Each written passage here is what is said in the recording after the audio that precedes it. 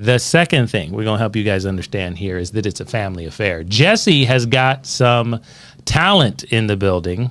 We've got some future coaches.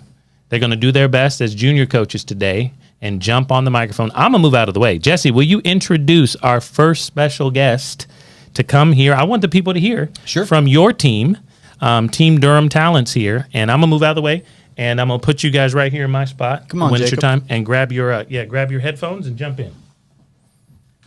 You can stand. Why don't you stand? Yeah, this is my oldest son, our oldest son. Me and my wife have 3 children. Jacob is our oldest. Say hey, son. Hey. Awesome. Right there into the microphone. Beautiful. So I said a bit about my story just a little bit ago, so I'll just follow up on that. When we saw Infinite Banking for the first time in 2015, saw a presentation, much like the video, of course, that we encourage you to check out, and then got in on this Becoming Your Own Banker book. We got a policy on me. We started tackling the debt. That's where I left off earlier. We were paying off the student loans, the car note, the credit cards, etc. But our family wasn't done growing, and that means that neither were we done growing our family banking system. So we ended up getting a policy on my wife because it made sense to get guaranteed protection, for that coverage, for that protection, of course. But knowing that we could have banking style policies, that meant that we could dedicate more of our cash flows to our private family banking system to go at that debt even faster, and then other family goals that we've had. So since then, we've gotten policies on all 3 of our children. So Jacob, of course, has his own policy, and we've been growing and scaling that family banking system now for going on a decade at this point. And he is 10 years old.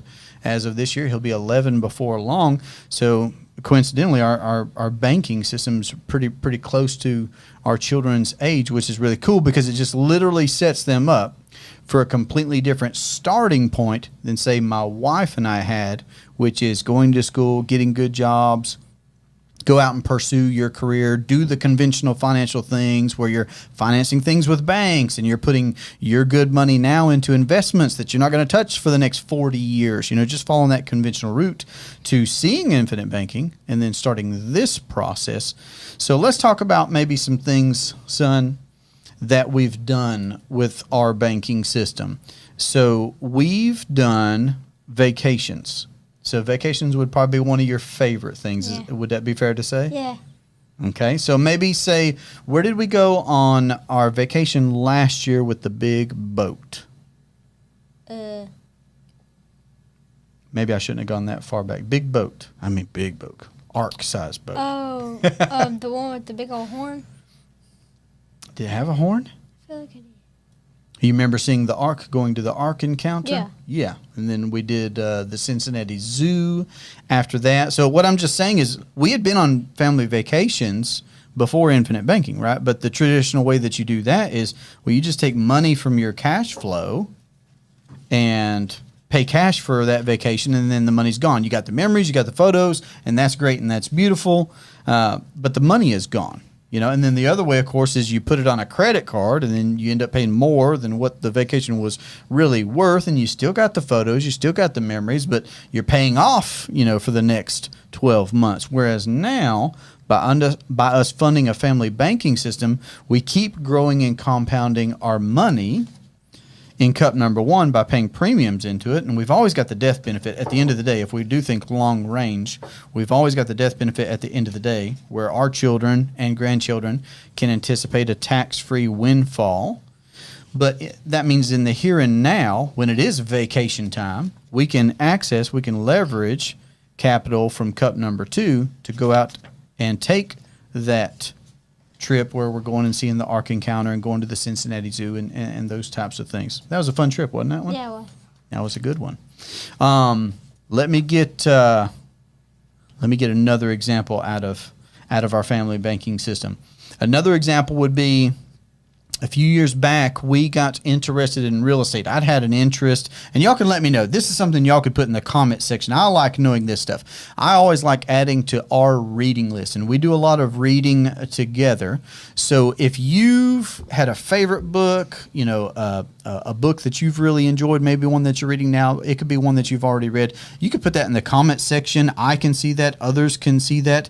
But if you've read something like Rich Dad, Poor Dad, okay, like I did, I read that several years back. I got interested in real estate, and then knowing what I know about banking now, that was a way for us to step into that game to where we were going to use the insurance company's money, where we would be doing an active investment or an active business deal, let's say, but it wasn't going to interrupt the compounding and the growth and the death benefit on our money. So we were able to enjoy both of those aspects at the same time. So we started looking at properties, right? Yeah.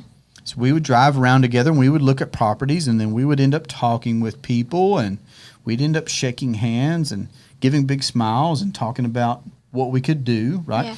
And these guys were able to get in on some deals with me, and I loved that opportunity of being able to do business together, make investments together, and just try and teach the lesson, of course, describe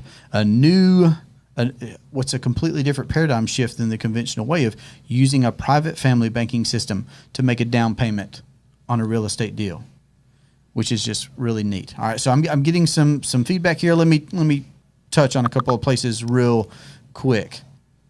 Nelson says, "Make it stick." Okay, maybe that's the name of the book that you're referencing. And then let's answer a question.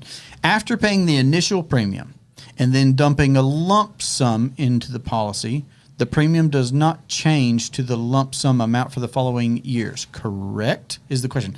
So Nelson's asking about paying additional premium. Great question. Here's the answer. Let me just stick with my real estate example, right?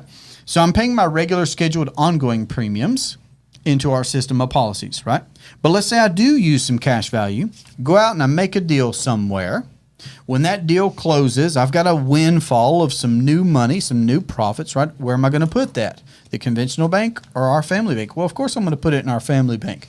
So if me and Jacob close a real estate deal, we've got an extra windfall. This is not a regular scheduled ongoing, monthly or annual premiums. This is extra. I want to fit in as much of that extra as possible into our policy. Now, your policy may have a limit, right? And to find that out, it's simple. Call the insurance company. Say, hey, how much extra can I pay into my policy? They'll tell you the number. And you could just pay as much of that or all of that, right?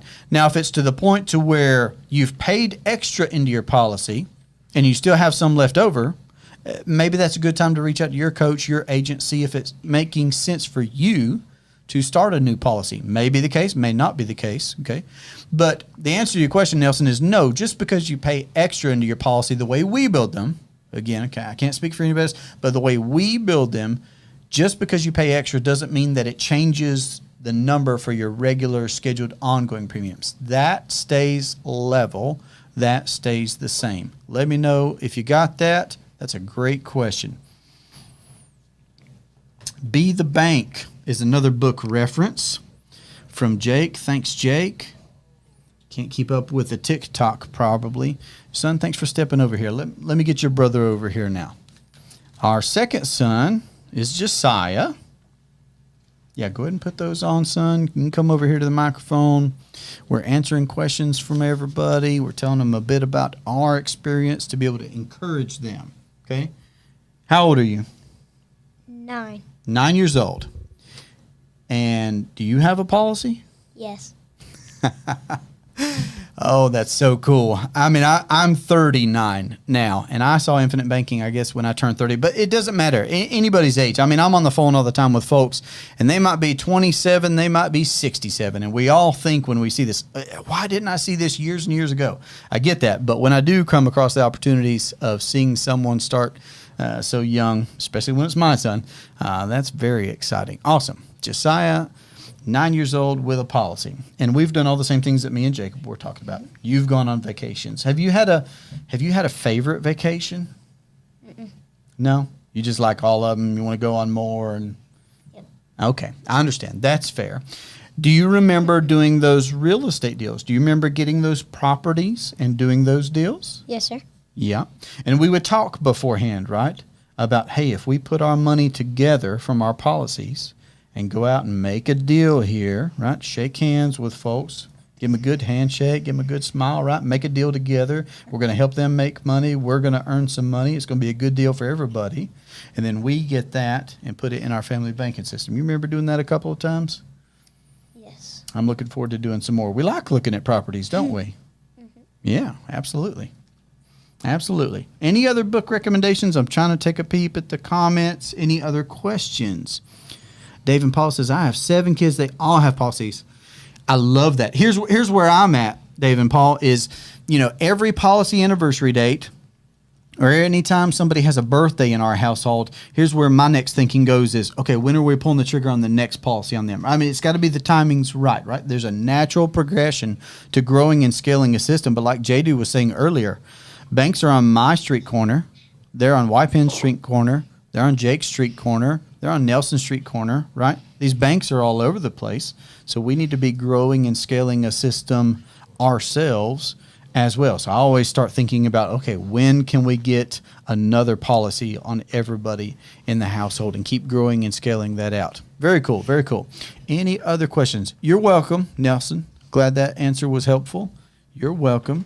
Let me come back to the Zoom. Jake, any other questions? Sean, Wypen. Let me check in on the TikTok. Let me think of something else we've done with our policies. Josiah, you might not know about everything, but I try and talk with you about different things. We've done family vacations. We've paid. We've even done things for like our normal. So you like playing outside a lot, right? Mm-hmm. I'm catching you all the time outside. So have you and I talked before about our land? Yes. Okay. So on our land, our house, our property, our land, we got to pay something to keep that land. Do you know what that's called? Taxes. Taxes. Great, son. Awesome.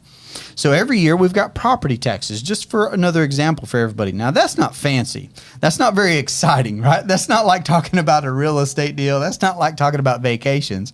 But we still have property taxes to pay. Now, what I think is best is instead of when we earn money, instead of just paying for the property taxes, instead of just giving one job, right? You throw one. Instead of just giving one job to those dollars, what if instead we put that money first in our private family banking system? If we do, I hope that you're catching on to it. If this is your first time, I hope you're catching on to this. If we put money into this system that we own and control, the death benefit goes up. And if the death benefit goes up, that means the cash value goes up. So there are multiple jobs being accomplished by us putting our money here first. Okay? But even if we just sufficed it to say, okay, if we put money here, that's one job accomplished. It grows, it compounds, never goes away, never goes down, always goes up. Great. But then we can also accomplish that second job of, we're just paying property taxes. But we do it from our private family banking system, not just from our pockets, not just from our regular cash flows. Because when you pay for property taxes, that money's gone forever. That's not coming back, right? So anytime we can get our dollars to accomplish multiple jobs before they leave our hands, that makes us much, much more efficient. Great. I'm glad you remembered that about taxes. I'm glad we talked about that. All right, let me circle back to all these platforms. Appreciate you, son. You can go hang out with your brother if you'd like. I'll be wrapping up the call here soon.